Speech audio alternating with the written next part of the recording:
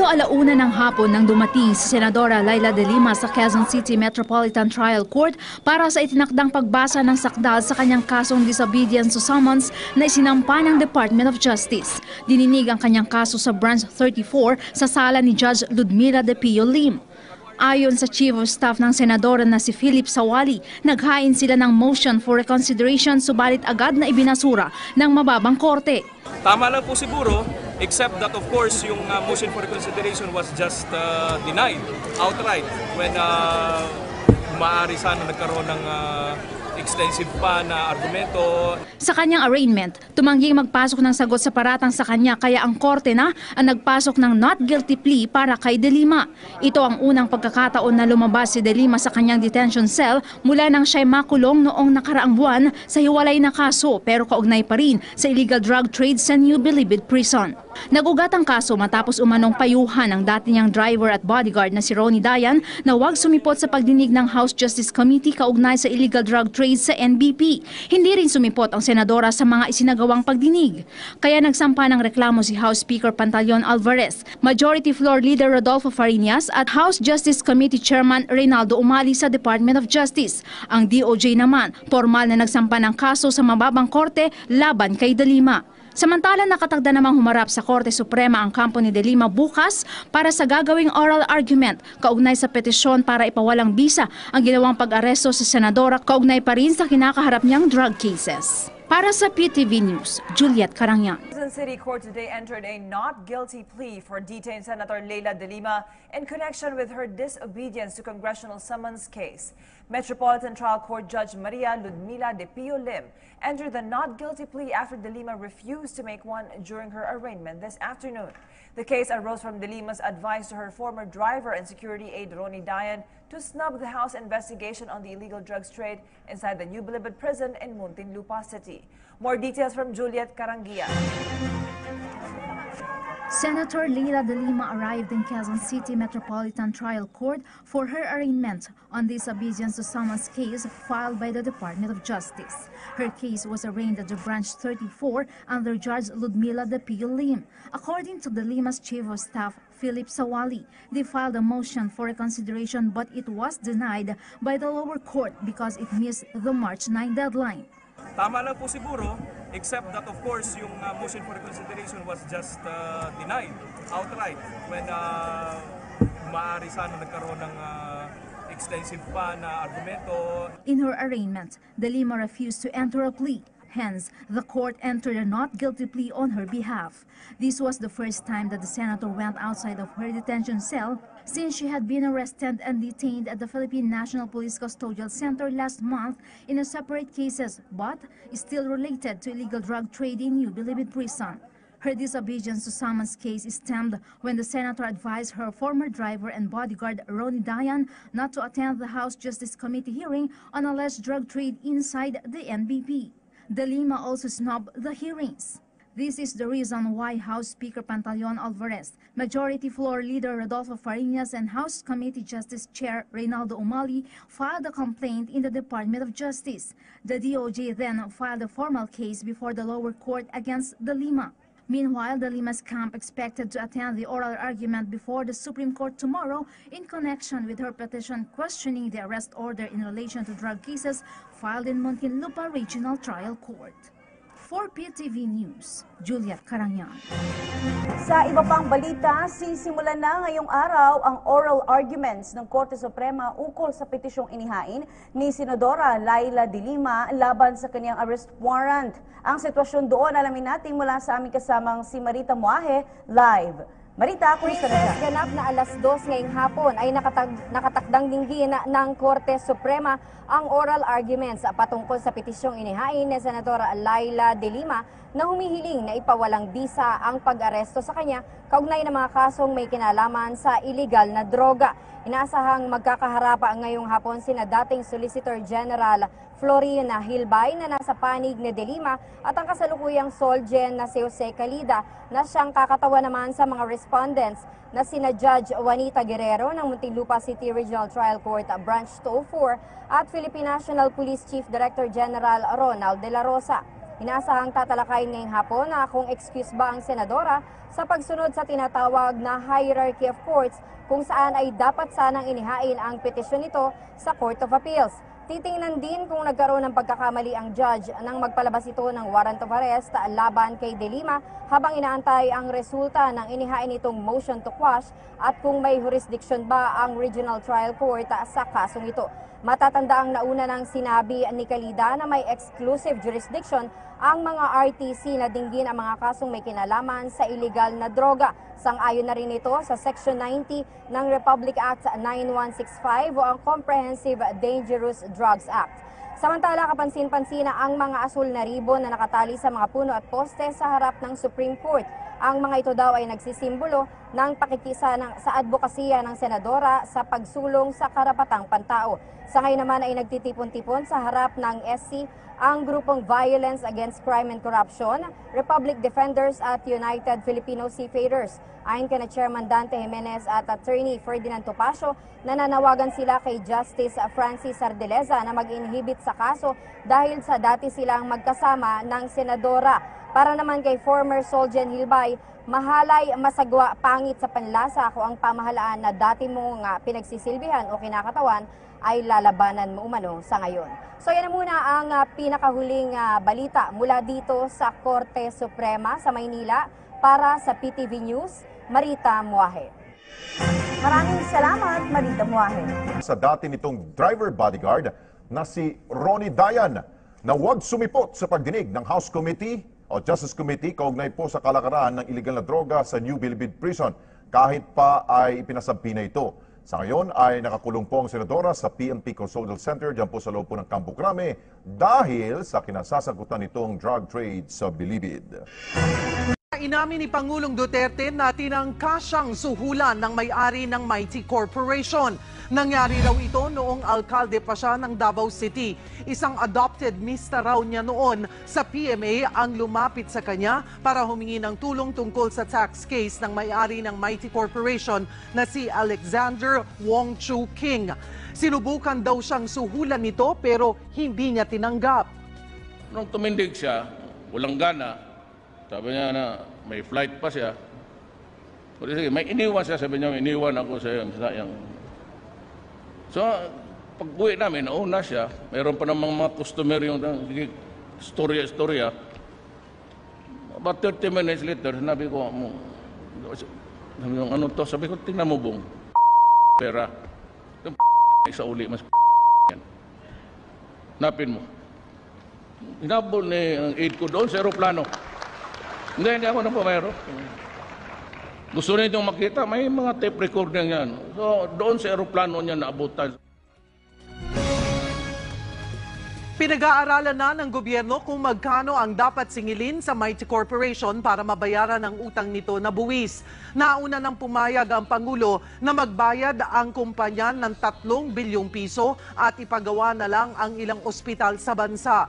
Pero sinabihan ito ng Department of Finance na aabot sa 15 bilyong piso ang dapat bayaran ng Mighty kung susundin ang batas.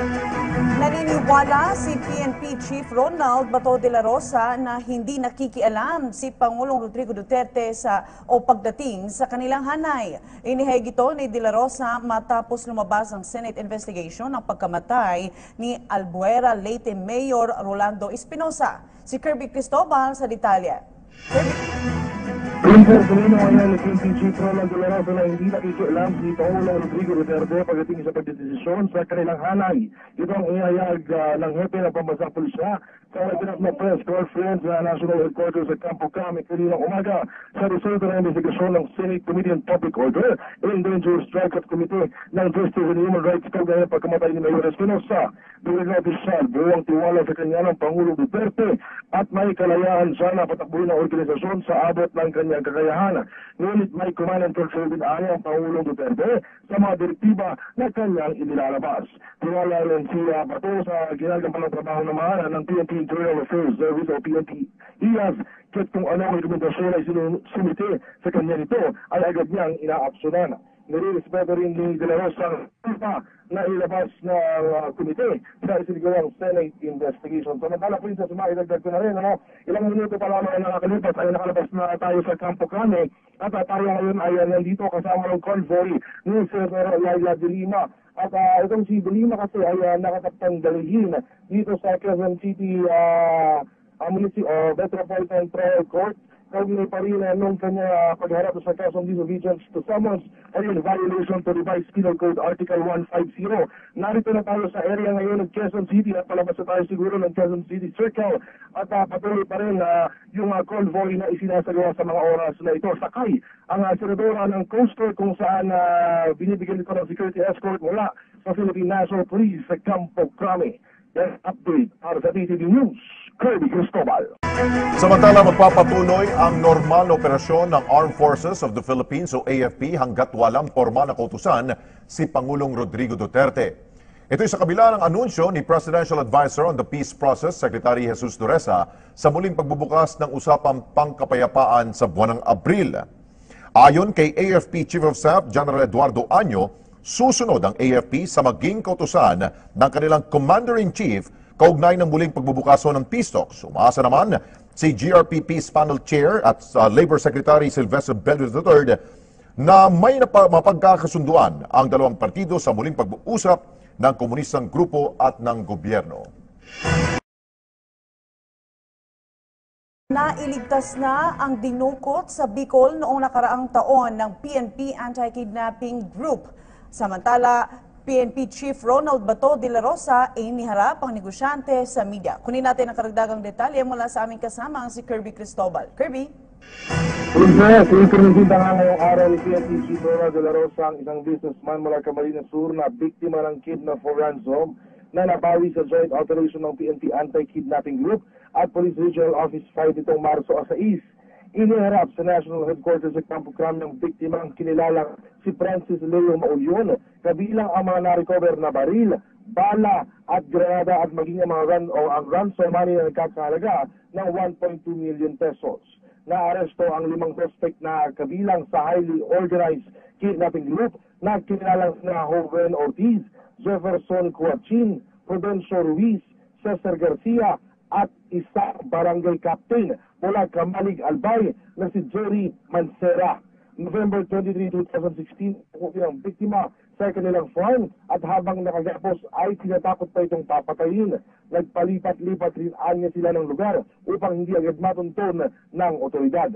Dagdag naman General Bato, naging matagumpay ang operasyon dahil na rin sa maayos na koordinasyon ng pamilya ng biktima, local government units at ng TNT units. Kasalukuyan nagsasagawa ngayon ng pursuit operation ng TNT AKG at PRO5 sa leader ng grupo at iba pang miyembro ng Kidnap for Ransom Group na nag-ooperate sa Southern Luzon.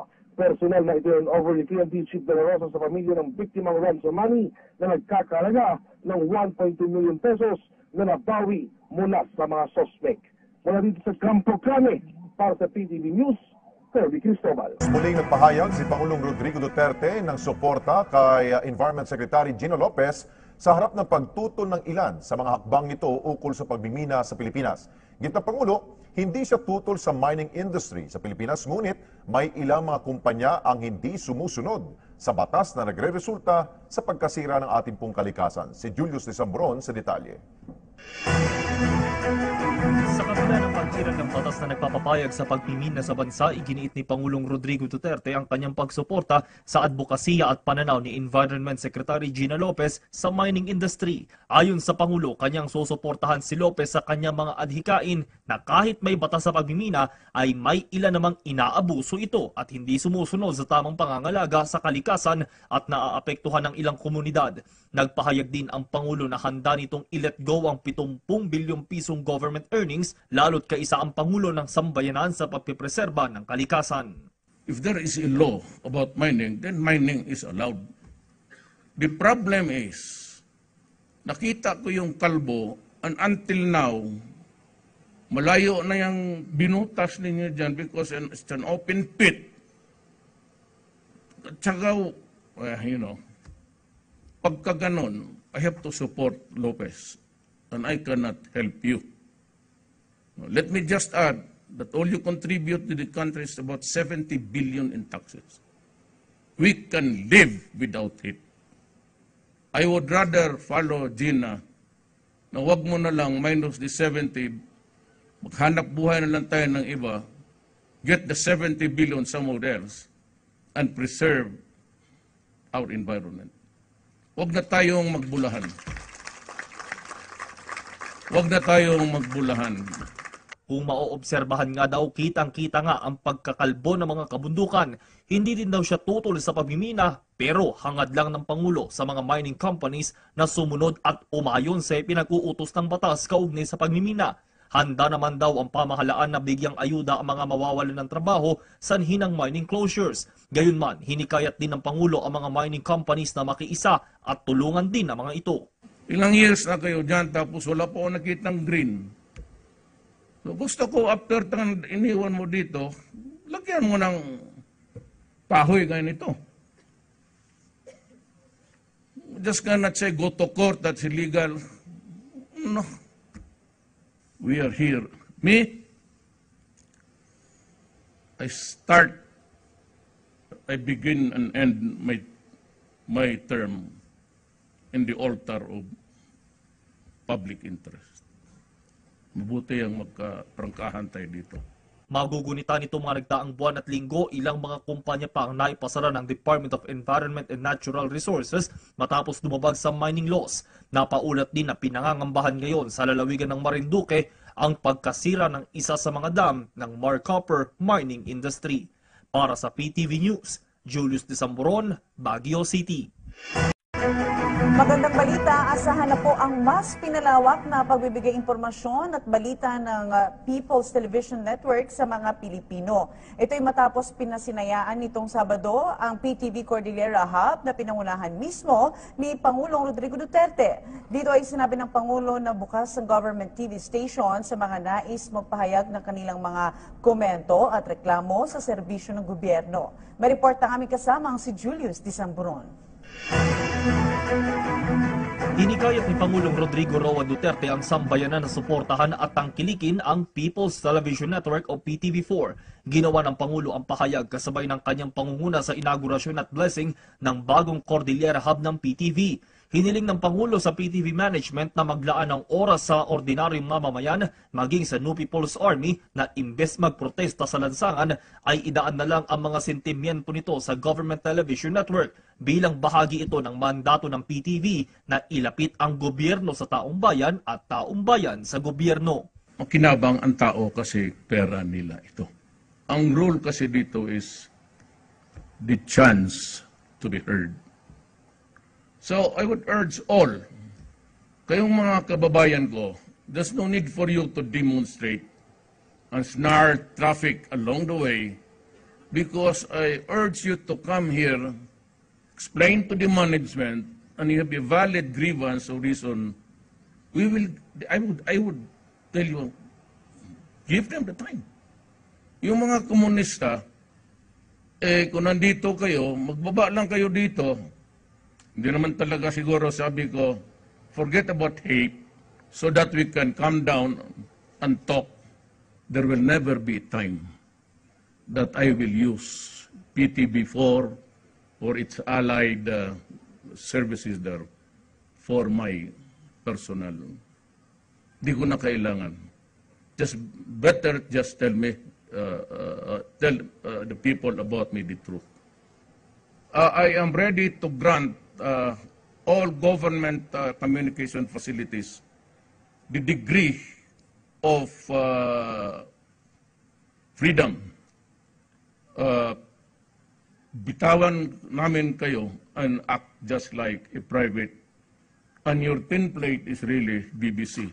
Ayon pa sa Pangulo, ang PTV ang siyang magiging sandigan, hindi lang ng kapwa-ahensya ng gobyerno, kundi ng mga Pilipino sa pag-alam sa katotohanan at walang pinapanigang balita. Yung pag-scroll ng Pilipino at madaan siya sa PTV4, titignan niya yung program.